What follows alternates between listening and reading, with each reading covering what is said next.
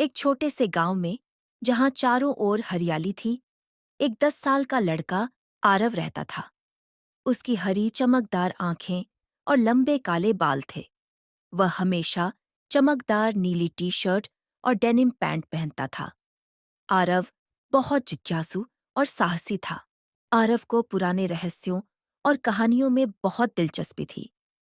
एक दिन उसने अपने दादा की पुरानी किताब में एक खोए हुए खजाने की कहानी पढ़ी।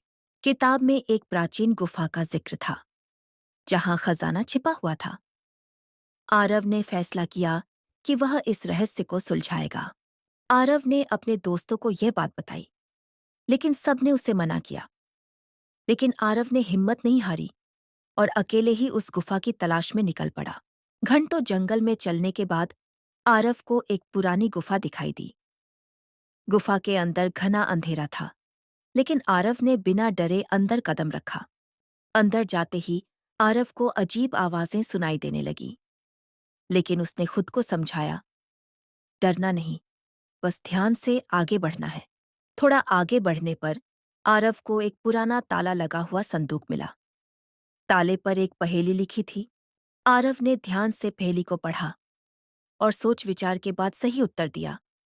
ताला खुल गया और आरव को खजाने का एक चमचमाता संदूक मिला। लेकिन खजाने के साथ एक नोट भी था, जिसमें लिखा था, सच्चा खजाना ज्ञान और समझदारी है।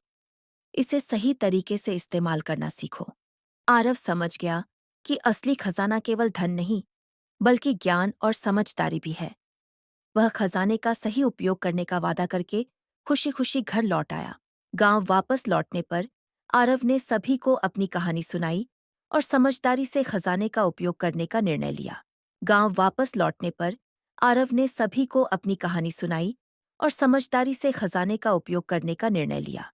सच्चा खजाना केवल धन में नहीं, बल्कि ज्ञान, समझदारी और सही फैसलों में छिपा होता है। जो व्यक्ति अपने ज्ञान और संसाधनों का सही उपयोग करता है, वही असली विजेता होता है।